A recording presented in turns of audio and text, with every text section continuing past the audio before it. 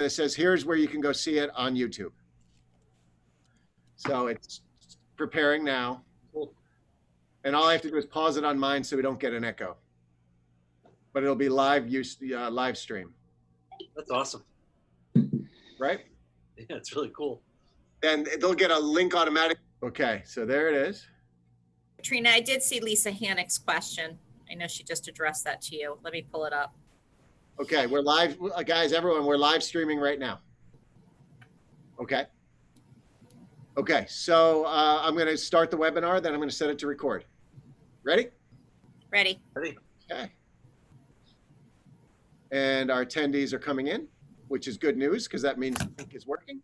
Because I always get nervous about that.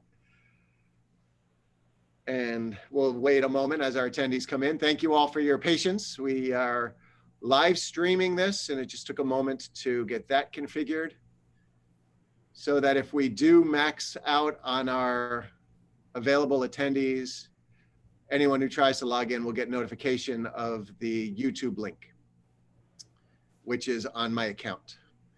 And at the same time now, I'm going to go to record.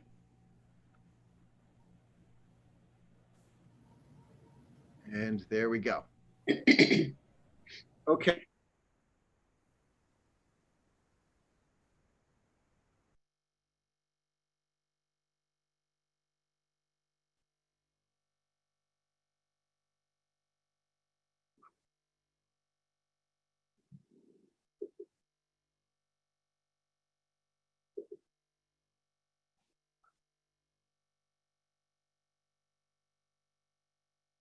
Explain in a moment. Dr. Krenti? Ready. So we'll just do introductions. Okay. I'm frozen. I don't know if, can you hear me?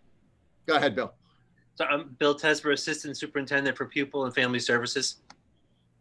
Good evening. I'm Darlene Pianka, the Director of Human Resources for the New Canaan Public Schools. I'm Jill Krenti, the Deputy Superintendent. Hi, good evening. I'm Katrina Parkhill, the Chair of the Board of Education. I'm Julie Reeves, a member of the Board of Education. Great. Thank you all for joining us, and thank you panelists for being with us tonight. Is it working okay? I think some of the screens are frozen. For some reason, it's lagging, but we'll do our best. We will do our best. Okay. And it may be because we're simultaneously live streaming and recording. Thank you for the thumbs up from Cheryl. Okay, so let's go. So thank you for joining us. What I'd like to do tonight, just briefly talk a little bit about our onboarding and re-engagement with learning plan and give you an opportunity to ask some questions for some clarification. We recognize certainly that the plan as presented is complex. And it's necessarily so because we're doing something in our public schools that haven't been done before. We're looking to redesign our public schools so that attendance remains compulsory, but face-to-face participation isn't necessarily the same. So we're looking to create an opportunity for our students to participate remotely or to be in our face-to-face learning environment, but also recognizing, of course, that we're doing this in the midst of a very challenging time for families, for students, for parents, for our community, for our teachers, for our staff, and everybody else. So working to develop a system that focuses on the health, safety, and well-being of everyone involved, yet to do it develop a system that moves us towards our goal, which is 100% of our students back in our schools, again, in a safe environment for everybody. Essentially, Harvard used the term, and I like it, pandemic resistant schools, and we're looking to develop pandemic resistant school systems. So first off, we're not going to go through the entire guide. If you'd like to go through the entire guide, I invite you to click on the YouTube links that are available on the Charting Our Course website. We are going to talk about the reentry plan. So I'm going to share, if I can, a calendar that was put together that I think will help folks to understand and for us to talk through this together. Is that clear, fellow panelists? It is. Looks Excellent. good. Okay, so our planning and really for our purposes here, I'm going to scroll down because of this also includes a lot of the professional learning and things that we're doing in the lead up to the first couple of days. So it's a little bit different for kindergarten than it is for grades 1 through 12. And in kindergarten, what we've decided is to go to a half-day kindergarten program, AM or PM, similar to the way it was years ago. Some folks on the call may have participated in a program like that back when they were in school. We'll have 50% of our students in cohort X, 50% in cohort Y. Cohort X will participate in the morning, and the length will be about 2.5 hours long. It will be 2.5 hours long for the AM session, and then a 90-minute break, and then 2.5 hours in the PM session. We're doing this because that's the hybrid plan for kindergarten, because we really feel strongly that those personal connections with their teachers are the most valuable thing. And we want our youngest learners' introduction to school to be face-to-face, live with their teacher as much as possible. So the kindergarten program, when we talk about a hybrid, is that. The grades 1 through 12, we've made a change in our hybrid plan because initially we were looking at alternating days, with the X cohort going one day and the Y cohort going the next day, and alternating back and forth. But what we quickly realized as we thought deeply about what this looks like in practice was that causes significant problems for families looking for childcare. That having it on alternate days with no true pattern or consistency beyond that would make it very difficult to find consistent childcare. So we looked at the planning, we looked at the balance of the days, and made a shift so that Monday X cohort will attend, and this calendar will, as this calendar shows, will attend on Mondays and Tuesdays. Y cohort would attend on Thursdays and Fridays. And then on Wednesdays, they alternate. And there's a little bit of doubling up based on a 4-day week or a 5-day week, as you see here, with cohort X going the 23rd and the 30th. So the Wednesdays are half days, approximately 3 hours long. And they're half days for a number of reasons, including it gives us the opportunity to do a deep clean of our cafeterias, all of our shared spaces, and all of our classrooms as we're transitioning one cohort into the other. Okay. It also provides us with an opportunity for professional learning for our teachers, because we're all learning to do things that we haven't done before, including the blended learning that's going to happen while students are home on the hybrid, or if they select remote learning. Now, the way this works essentially is the first 4 days of school are August 31st through September 3rd. And for those first 4 days, we're focusing on the getting to know our students, reacclimating them to our schools, talking through processes and procedures, safety precautions, the mitigation strategies that you may have heard about last time, and distributing technology to our students.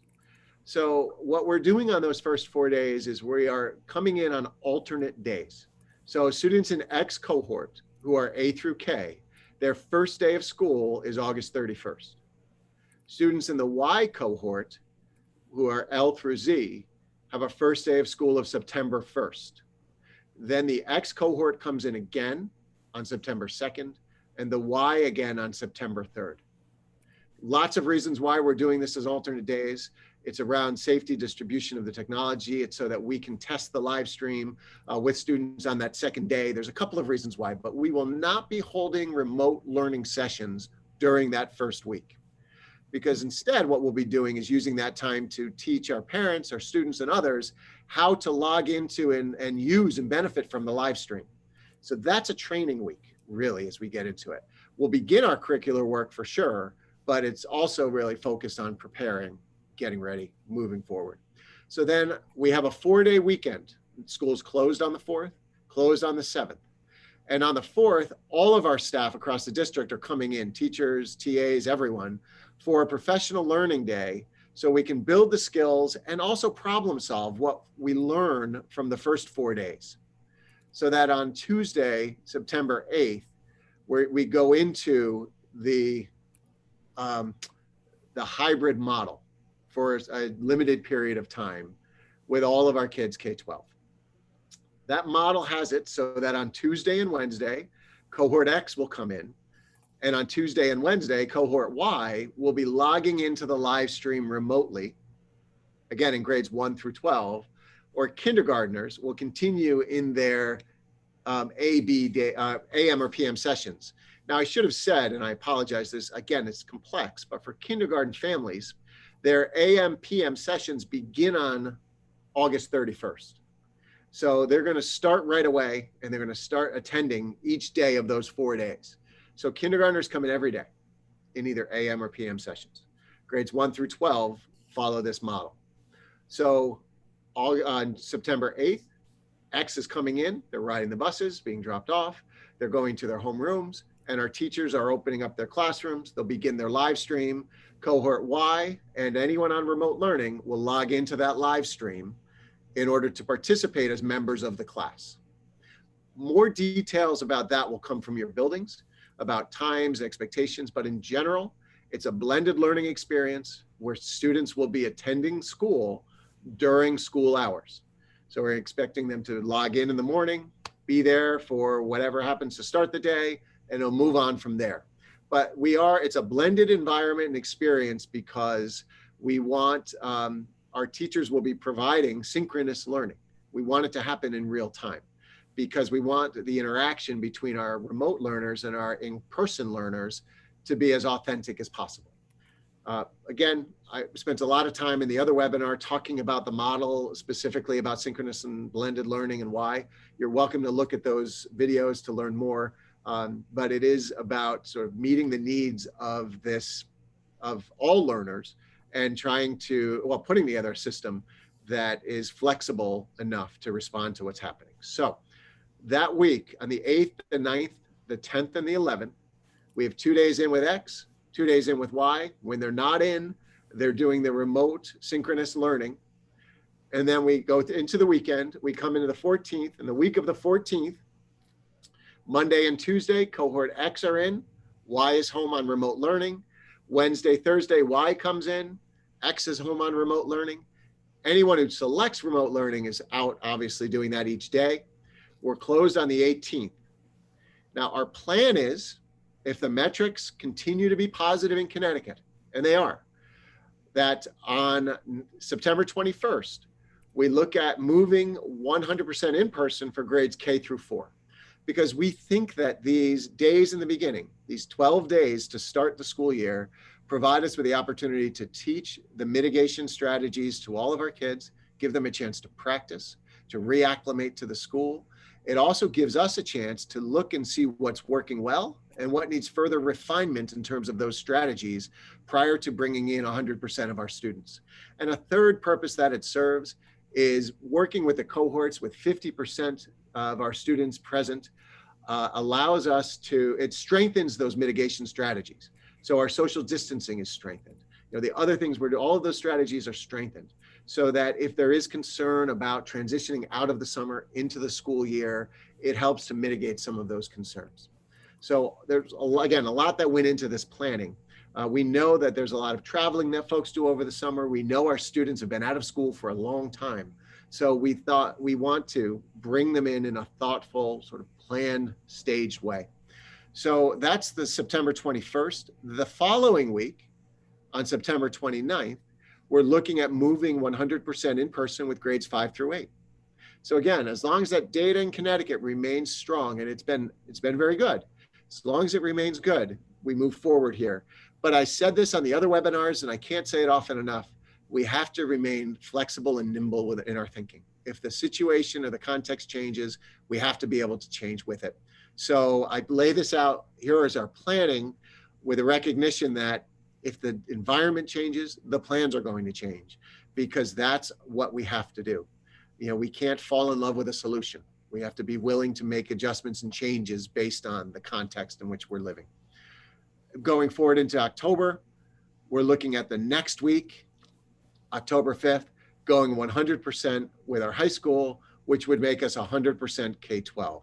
Now, when I talked about first day of consider moving 100% in-person grades kindergarten through grade 4, that means kindergarten would go to full day because their onboarding plan is the half day. They go full day. All of our other students come in and the cohort model is put aside and they're coming in each day. Okay, so every day. We're still implementing all of the mitigation strategies, again, that we talked about last time. You're welcome to go look. They're all detailed in the guide and on the website. All of those are in place. This gives us those 12 days, give us an opportunity to put them into practice, to check their efficacy, strengthen them where needed, work through to be sure that our folks, everyone involved, kids, teachers, everyone know how to do this and do it well. And then we look and phase in our approach. So I think, and I'm open, unless anyone on any one of the presenters think that I missed an important point, please feel free to share. I guess the half day Wednesdays, just to add a little more detail to that, they'll begin on September 9th. And our kindergarteners will come in, either the AM session will come in or the PM session will come in, so that our kindergarten teachers have an opportunity for their own professional learning. And we have an opportunity, again, to do an even deeper cleaning at that time. So it's on the 9th, the AM session will come in. The schedule will be slightly modified because of transportation. The Y cohort, the PM group for kindergarten won't meet that day. But on the 16th, the AM kindergarten will not meet. And the afternoon kindergarten group will come in still in the afternoon. And we're doing that again because of childcare, because we recognize how difficult it could be to set that up. And we want to try to facilitate that for our families. Last point, I guess, on the cohorts. The reason the cohorts are alphabetical the way they are in X and Y is to balance things off, but keep families together. We looked at all kinds of things, grouping by grade, by school, by neighborhood, and we kept coming back to the fact that our top priority needed to be to keep families together to help facilitate childcare if needed, so that if families have students in different grades, the older student may be able to stay home with the youngest student, and it may help the families that way. So the cohorts, we're not moving students between cohorts. This is where we are, but we anticipate again that in 12 days, we're phasing out of this in our elementary level. And then just 4 days later, 5 days of school later, we're doing the same at the middle school and then the same at the high school. So it's complex. It's a lot for 14 days or 20 days of instruction, but we believe it's what it takes to open our schools successfully and well. And again, create those pandemic resistant schools. And just so you know, this comes from ongoing research that we're doing every day. We're looking at what's working around the world. We're learning from other people's experiences around the world, responding to our local context, but the places that have rushed reentry have failed in their long-term strategy to stay open. Those that have phased it thoughtfully and learned step by step have been able to stay open for the most part. Because again, they're building confidence and competence, and they are learning the routines and strategies that they need to do that. So with that, and again, to the panelists, you're welcome to add anything. I want to say thank you. The Board of Education has had a NCPS reopening committee that had began meeting months and months ago every week. We've been having those conversations. I can tell you the cabinet here, my central office team and the principals, we've been meeting and talking and working on this every day. But at the same time, our curriculum teams, our other folks have been really focusing on the learning experience for our kids and truly making this next year special for all of our students. Because as we did in the fall, it's not our goal to create a pale replica of what we used to have. It is our goal to create something special, unique, and memorable, and that's truly theirs, truly for the students that are experiencing this. And this is how we do that. I think the graduation parade was an excellent example of that. So some of the other parades and celebrations we had in the spring. We are working very hard to make this, to succeed in what we're doing here and make it work for our families, our kids, our staff, and everybody involved. So how are we doing on questions, Dr. Krenti? We have quite a few questions coming in. Brian, I'm looking at questions and there seems to be some questions about how a family can go about moving between coming to school and then going into the remote learning And is that fluid, and what kind of notice would the school need? And then there's another question about if we go back to full school starting in September 21st, can they stay in a hybrid, or do they have to go to remote learning or come to school full time? So if you want to answer those questions. Sure. One of them I've thought about already, and one of them I haven't. I'm nothing if not honest. So as far as moving in and out of the different, we'll call them modalities, whether it's remote or hybrid or fully in, we believe that the system needs to accommodate that. I wrote it in what I sent last night.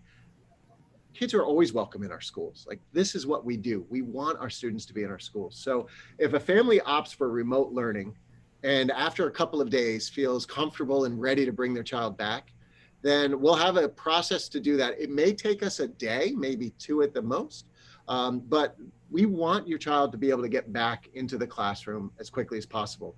And the system we have, which is a very complex system, is purposefully designed that way so that the student will be sort of caught up with what's going on in the class. So when they come back, they're not going to be having to catch up. As far as the opposite, so maybe starting in the class and going to remote learning, that process again will be seamless, and we can do that in a day. That's if there's a day for whatever reason as a family you decide you want to go to remote learning, we'll have a form to fill out. We put that in place, and you can do that. Now, the goal for school districts in Connecticut is not for this to be a permanent option in our schools, right? This is as a result of and in response to the pandemic. So as we continue to experience the pandemic, these options will be there. When it ends, which it will do, then I imagine these options would go away.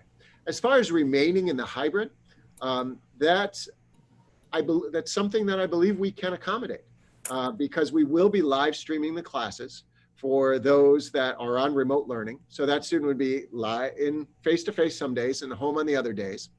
And another important point here, again, I said it at the other webinar, so I don't want to go too far into it, but another reason the system we have is going to be successful is it's set up so that students can not be in school a day if they're not feeling well, but still be in their class by logging in and being synchronous remotely.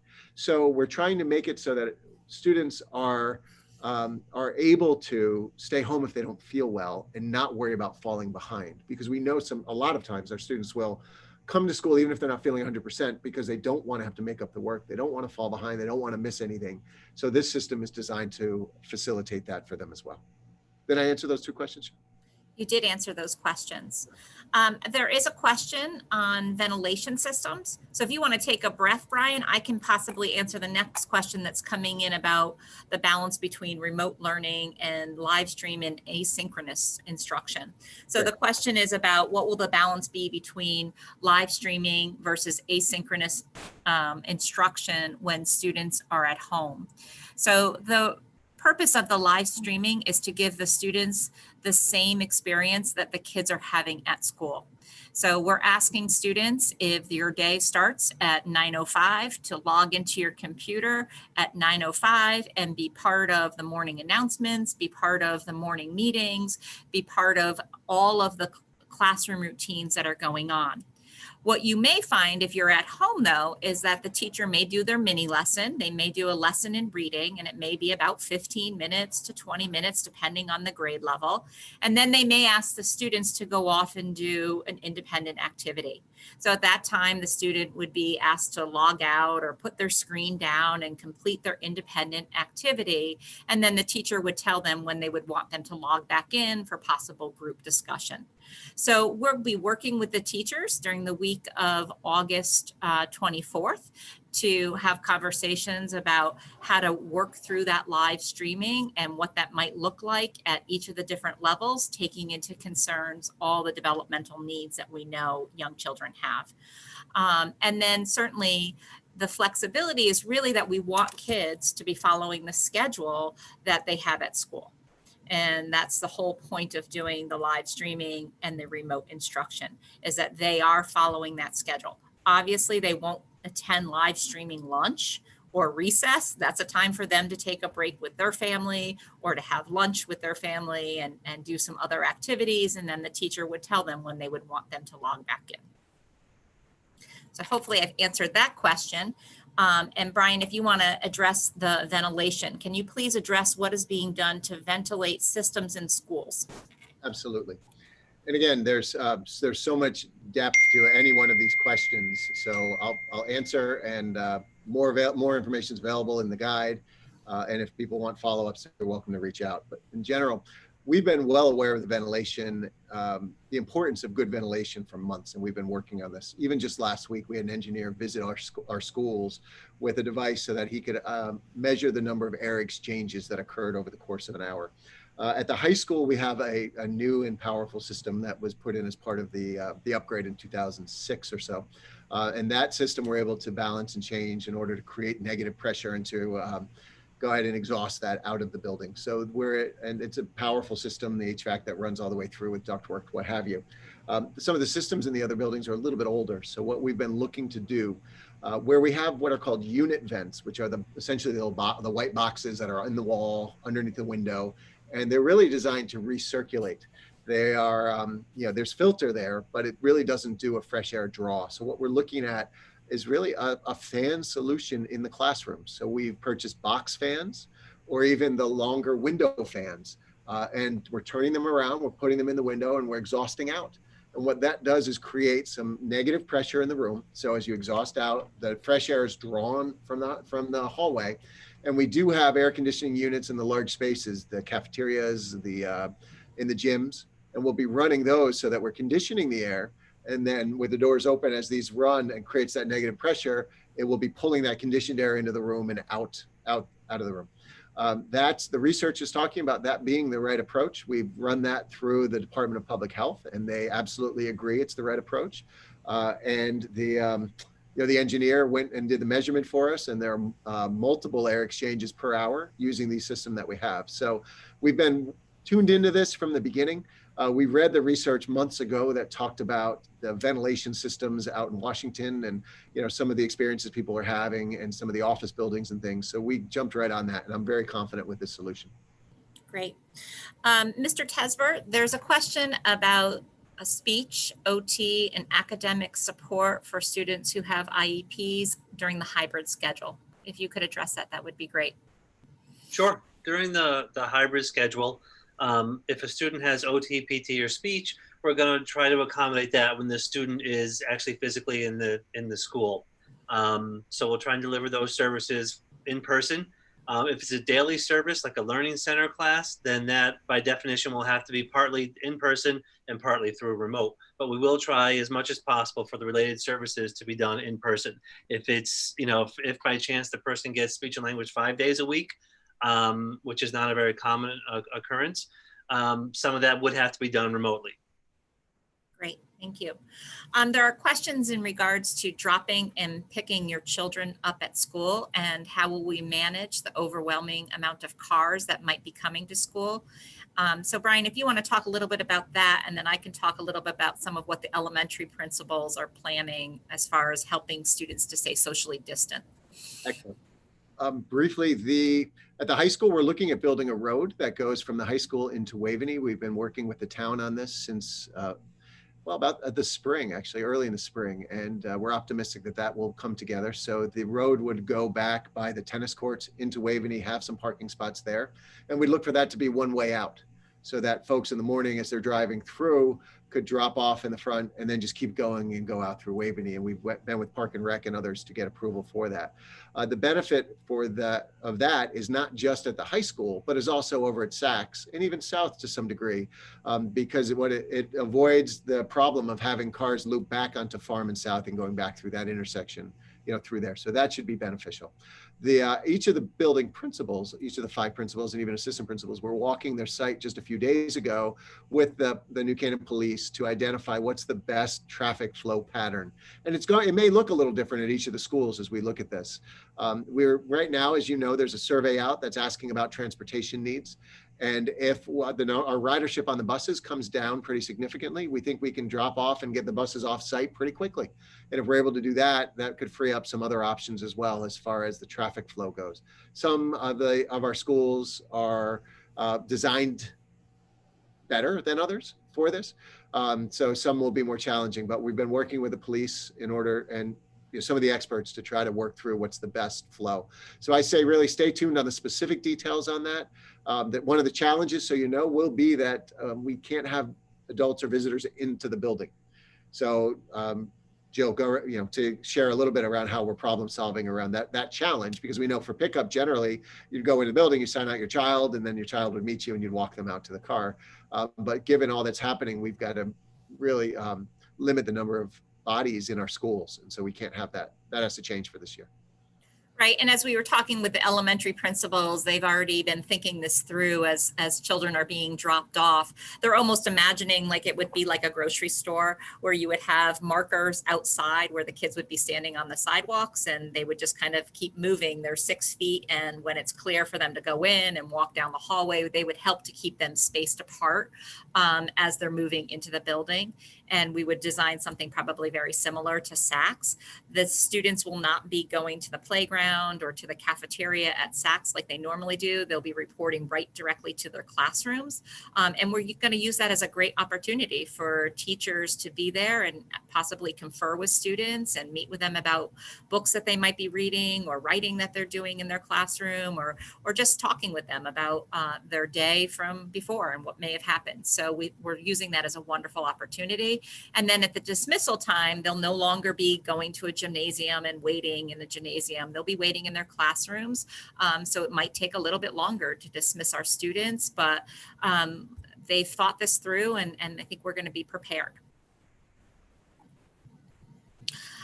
There still seems to be a lot of questions in regards to technology. So Brian, if you want to talk a little bit about the devices that students will be getting, and that would be helpful. Sure. Well, we recognize that going to the program that we are, families, especially if you have multiple children, there could be a real a shortage of devices at home. So we also recognize that the sharing of devices throughout the course of the school day was not recommended, right? That students shouldn't be using the same keyboard as other students and things like that. So we looked at our existing resources, and we have found a way to deploy out generally what we had. We had to backfill a little bit so that students, I believe it's K2, will be issued iPads. And then from 3 through 8, they're Chromebooks. And of course, at the high school, we have our BYOD program, so students have their own devices. The devices themselves are really purposefully chosen for each grade level. And our teachers are doing work around instruction that will use those devices. For instance, some of the Chromebooks are touch Chromebooks for the touch screen, and that's for some of the math programming and things like that. The first 4 days, in part, are there to help us with the distribution of that, and to help to begin teaching our students to become familiar with those. We recognize that there's a continuum of expertise in the use of devices, and it's not just being able to turn it on and type on it, but it's understanding how to care for it, plugging it in, charging it, all of the expectations and responsibilities for it. But with the hardware comes the software, right? The hardware is only as good as the software that you have. So we're also implementing a learning management system, K-12. We're using a program called Seesaw at the youngest levels. And then in the middle school, we're getting, actually grades 3 up, we're going with a Google Classroom platform. And then 9 through 12, we're using a program called Schoology. So it gets increasingly complex as our students get older and more able to handle that. The learning management system, in essence, is a way for teachers to take their course materials online, so that whether a student's home or in class, they have access to the same materials. The handouts can go through that. Things can be turned back in, comments, all of that. So it's similar to a platform that would be used if you took a class entirely remote. If you're sitting here and you took a class at the University of Phoenix, you would use a learning management system to manage that content and those assessments. So the technology distribution and the implementation of those learning management systems are all really cornerstones of the program that we're putting together. Great. Brian, if you could talk a little bit about the face masks And what's going to be the requirement? Will students have to be wearing those face masks, and will it be enforced? And then when they go outside, will they need to wear the face mask? Sure. Or- Sure. So the state of Connecticut and us in the New Canaan Public Schools and public schools across the state do expect students and adults in the buildings to wear masks. Again, it continues to be a very powerful mitigation strategy. If you, again, on those other webinars, I talked about the layering of mitigation strategies and those things. But yes, mask wearing is a requirement. The Department of Public Health has said that if a student isn't well enough to wear a mask, that student probably isn't well enough to be in school. And it's not a choice. Students are expected to wear them, as teachers are expected to wear them. Now, that does not mean that they don't get opportunities to take them off from time to time. So, because it's one of multiple mitigation strategies. Social distancing is another one. Getting outside, as was part of the question, is another one. So teachers are looking at, where do we build in mask breaks for students? What do those look like? And when we go outside, if we can maintain social distancing, certainly students can take mask breaks and we can take them off. And if there's an opportunity to truly spread out, if students are working on a project individually and they're in different spots outside, they can take a break from their masks. That's an important part. Teachers also, if they're in the front of the class teaching and they can keep the 6 feet or so between them and their students and what have you, may transition from a mask to a face shield so that they can project their voice. Students can hear them and they can do whatever instruction they need to do. And then they put the mask back on as they circulate around the room. So we also have other things, physical barriers that we're putting in place, plexiglass and other things like that, because we really are looking, again, to make this as meaningful and important of an experience for kids as possible. So group work will still occur. I know we all see images of schools over in Europe and in the East where kids are all sitting in rows, all facing forward, and that's how they're spending their entire day. We know that's not how kids learn best. We needed to create a system that facilitates group learning and provides for that exploration together. So we've invested in that and put those together as well with those tables and furniture things we have. So they'll be able to sit with these partitions between them, and they may be able to take mask breaks from time to time as they're doing that. So this is all a part of the refinement of our mitigation strategies, and why this period of time as we onboard at 50% is so important, so that we can learn and make some adjustments and refine our practices prior to bringing in all of our kids. Great. There's still some questions in regard to, I think we've answered a lot of the questions about the remote learning and hybrid, although they still seem to be coming in. We just want people to know that the choices are flexible, and that if we go to everybody in after September 21st or September 29th, and you choose to stay remote, you can do so. Sure. And so we just want to make sure that that's clear for people. And I would say, Jill, just to jump in, if you choose remote in the beginning, you don't have to wait either. So if you choose remote in the beginning and you decide you want to bring your child back prior to the 21st or the 28th or the 5th, you just let us know and we bring your child back into school. And there are questions about the first 4 days and those people who choose remote. And I do believe that you answered that in regard to why we are not doing the live streaming for that hybrid week. And it's really about the training. But we did talk as a group today about offering training for parents on the management systems that we'll be offering, whether it's Seesaw or Google Classroom. And we also talked about doing training for parents and students who are home with the live stream, so that they may be able to attend a Zoom session so that they understand how to live stream on Tuesday when the hybrid program begins. Mm-hmm. There appears to be some questions about PE, band, strings, and choir. Cool. So we can both tackle that one if you'd like, Ms. Dr. Lutzy. But go ahead. Would you like me to start? Or would you like to start? No, you go right ahead, Dr. Crafty. So as far as PE, the students will be participating in PE at the elementary level, though. The PE teachers will be going to their classrooms to pick them up, and we will be using outdoors as much as possible throughout the course of the year.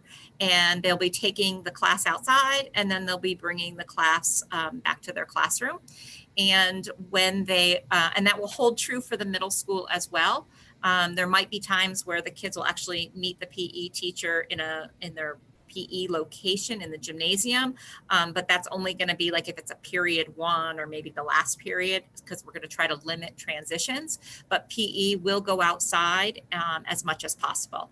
In the elementary level, when they have those rainy days and they need to be in classrooms, we'll probably utilize that time to institute our health program that we've designed with our elementary school kids.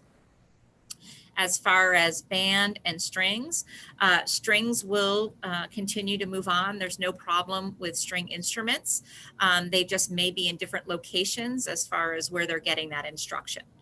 As far as band, they won't be playing the instruments in school, but that's not to say that they're not going to be learning how to play those instruments. So there'll be a lot of asynchronous videos. They'll be practicing the fingering. They'll learn how to read the notes. And then when they go home, that's where they'll do some of their practicing of their band instrument. Choir is still a challenge for us because they still need to be 12 feet when they are singing. So we're still trying to work through those details. Certainly at the middle school and the high school level. Did I miss anything? No, you nailed it, Dr. Crenti. The only little thing I'd add is we learned quite a bit last spring. You know, with music, our music teachers, all of our teachers, we learned quite a bit about remote teaching, what we can do. And one of the things I know I heard from many of our music teachers was they've really learned how to create those videos and how to have students submit themselves playing electronically and even giving them feedback on that. Right. So that's positive. Yep. Right. And we will be communicating. There's a software that we'll be using that we used in the springtime called Smart Music, and we'll be utilizing that software again as well. There are questions about being able to visit the high school and or SACs or the elementary schools before August 31st starts. Yeah. This is such a hard thing. You know, we would love for that to happen, but we really have to manage and control the number of people that come into our buildings. You know, we've worked very, very hard to keep those buildings so clean, and we're going to continue doing that. We're looking at opportunities now. We know, for instance, our folks in transition, right? Our 8th graders transitioning into 9th grade, or to our kindergartners just starting, all of our transition grades especially, but all the grades. We know that this is a challenge.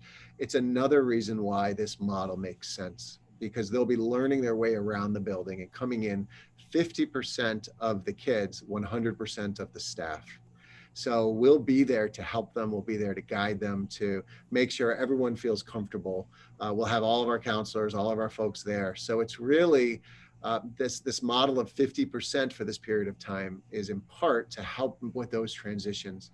Again, all of our kids have been out of school since, I'm sorry, I didn't do D&D and it just came through. Okay, all of our kids have been out of school since March 11th. So there's a reacclimation period for everyone, but those transitions are toughest. 50% of the kids for this period of time will help, but we really can't open our buildings up to students or to parents or folks to come through. We are creating opportunities for kindergarten parents and kids to meet their teachers. You'll get more information about that from your principal. I know that Dr. Clapp is looking to see what can he do for his incoming. And I know the same's happening at the high school. There may be something virtual. There may be virtual tours, things like that.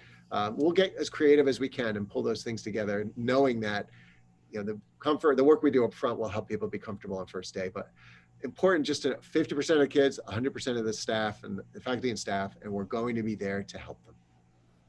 Great.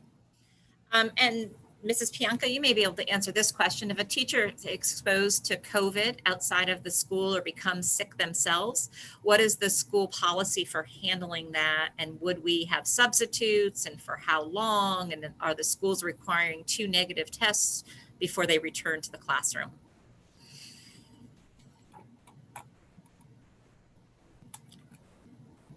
Mrs. Pianka, you're muted. Unmute. Sorry.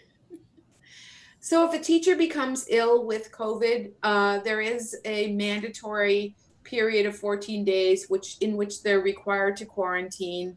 And we have made arrangements to have all of our substitutes and our substitute teachers trained in our learning platforms. We have also added long-term sub positions in each of our schools on the elementary level and 2 at the middle school and the high school. We have, so that we have extra staff in the buildings to be able to accommodate these types of situations in anticipation of the probability of them occurring. We are very well aware of the fact that we do need to be able to supplement our classrooms if for any reason the teacher needs to be at home and there is an accommodation of allowing them to teach remotely for a short period of time. There will also be a trained adult in the classroom setting with the students. Great. Great. And I would simply add to that, at the very end of the guide that's on the website, there's Addendum 5, which has been developed by the Connecticut State Department of Public Health and in a subcommittee that I'm fortunate to be part of. But essentially, it looks at different scenarios. It's scenario planning around positive cases. And I think part of the question was about returning to work. And it's not about a positive test prior to return. It's really about the number of days and being asymptomatic, after, if you're test positive, being clear after a number of days. And you can see the fine details there. We're still in the process of operationalizing that because we recognize that this is important. One of the challenges is every case is a little bit different. Everything is a little bit unique as we look at it.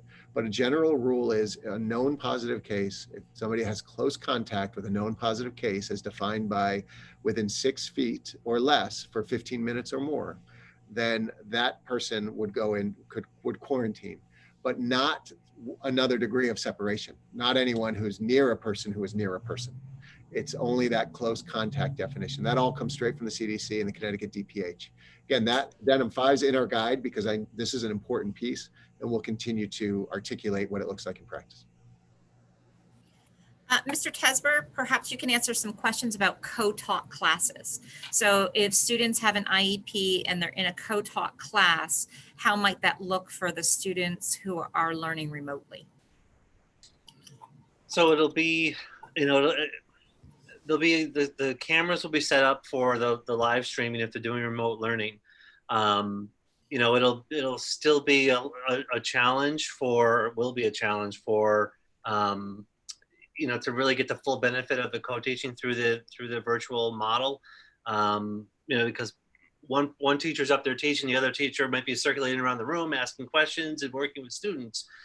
They will have the opportunity maybe to check in with the people who are doing remotely. That co-teacher could check in and help support those students remotely while other activities are going on in the room.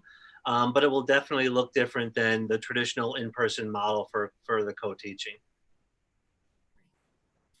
Just to clarify in regards to the remote learning or the live streaming, I think we keep using those terms interchangeably, and the hybrid. So we just want to reemphasize that the live streaming means that the kids will be watching and participating with what's going on in the classroom.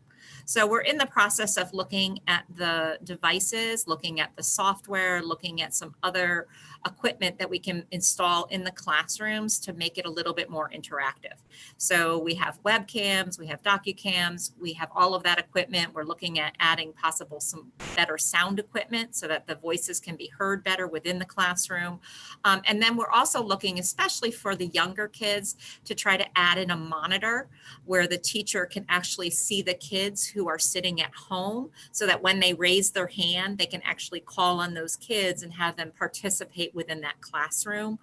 So we are looking at ways to try to engage the students and make it much more interactive with the students at home. Certainly with older kids, it's a lot easier for them to understand that they wait until the end of the lesson, or they wait for the teacher to say, is there anybody who is at home right now who might have a question? And, by all means, ask your question and we'll answer those questions for you. So it is meant to be interactive, and we'll be working through some training with the teachers.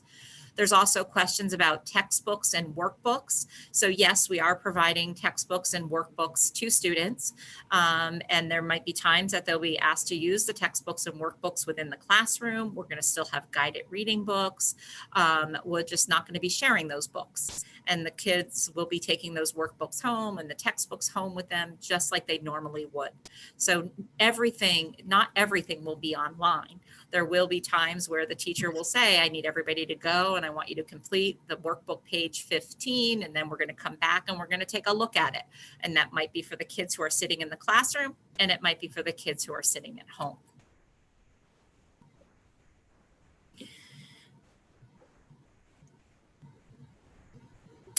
There's questions about if you are a senior, and will they still have opportunities to work on their college essays and meet with their guidance counselors as far as mapping out their senior year? Absolutely. Absolutely. Our school counselors are still there. I have a daughter who's a senior, so I totally get it. And they'll be there now. You know, they may be 6 feet apart as they're talking, but that's fine. And, you know, we spent the day today for part of the administrative retreat. We're all together in a room. We're spaced well far apart, but it was the first time all 5 of us had been in a room since March 11th. And it was a really good thing, you know, so they will still get the same help, support, working through their college essays, everything else. Absolutely. There's questions that in regards to testing students for COVID to rule out those that might be asymptomatic or those that might be coming back from being in a club sport and coming back to school. So, and then there's also questions about testing of staff. Sure. So again, quickly, because we're getting short on time, we are providing a testing opportunity for all faculty and staff next week, actually. And I think tomorrow midday, you may get an email from the health department opening up some slots for any families that are interested in doing the same. We're also creating what I guess you'd call a hotline with a local healthcare provider where anyone who has any suspicion whatsoever can make a call, get a test, and get those results quickly. So we do believe surveillance is very important with this. So we want to make sure that people can get the tests if they need to.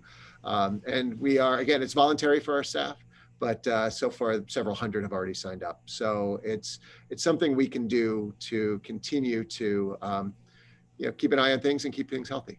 But the hotline will be very important, and we'll get that information out prior to the start of the school year. Again, look for an email if you're interested in doing the testing for yourself or your family some point late tomorrow afternoon, and you'll have an opportunity to go to a Sign Up Genius to pick a slot. Great. I think we have time for one more question, and then unfortunately I have to get to a Board of Finance meeting because all of what we're talking about costs money too. So, this is a different question. If we have any updates about after-school activities and after-school sports, and if they are in hybrid and they're not in school that day, can they come back to school to participate in an after-school activity or sport if they're running? Every question has been a great question. This was the perfect one to end on. Thank you, Jill. So the after-school activities, we're looking at each one individually to see what makes sense and what doesn't. To have an activity where students are using the same tools in the same room in close proximity to each other doesn't really make sense. But maybe there's some new activities that we can develop that are outdoors. Because again, we know the level of transmission outdoors is so much lower than it is indoors. I mean, it's really statistically different. So there's an opportunity to create some new activities perhaps for children. We had some good news today from the CIAC, as far as I'm concerned, in that they are moving forward with their planning, which does have fall sports. So all fall sports. And there are changes, right? There's different mitigation strategies and different scheduling and length of season and things. But we, as of today, and as long as the metrics hold, I believe we'll be able to go forward with fall sports, including football, volleyball, soccer, everything there. Again, it's going to look different. For instance, we may not have spectators there. But in the last couple of years, we've invested in some equipment that actually live streams our games. So there'll be an opportunity to see your children play. Or of course, even if you don't have a child there, to watch New Canaan Rams win. So good news on the athletics front. From my perspective, certainly, the metrics are good. We want our kids to participate and be a part of things. We know how important all of this is for them. And we'll keep a very close eye, again, on those metrics. And if they start to degrade, we have to make some tough choices. Okay. I want to say thank you to everybody. I wish that we could be here for the next 6 hours and answer all of the questions. I see 99 plus. We're going to do our best to keep getting information out. I hope you know that. We're working on an FAQ that we'll put out. There was a question just briefly I saw about that calendar. I'm glad at least one person out of the over 200 that were here found that helpful. I hope more did. It's available in the guide. It's Appendix F. You can pull up the guide, just scroll right to the end and you'll see that calendar. I also pulled it out actually on the webpage so that it's below the guide. It's just a standalone. Because I do think, there's so much to this. We want to help you to understand it. We're kind of fish in water here sometimes. You know, we've been in the midst of this for so long that, you know, we just have to keep moving forward because we can't hit pause on the calendar and give ourselves the time. So we keep moving forward, but we want to also make sure that we do it with everybody step by step with us. So we'll keep doing all the communication we can. Hope this was helpful. And if you have burning questions, feel free to reach out, and we'll keep having these conversations. So thank you. Thank you. Thank you. Good night. Good night, everyone. Katrina, I'll see you in 2 minutes at the Board of Finance. Good luck, guys. Good luck. Thanks all.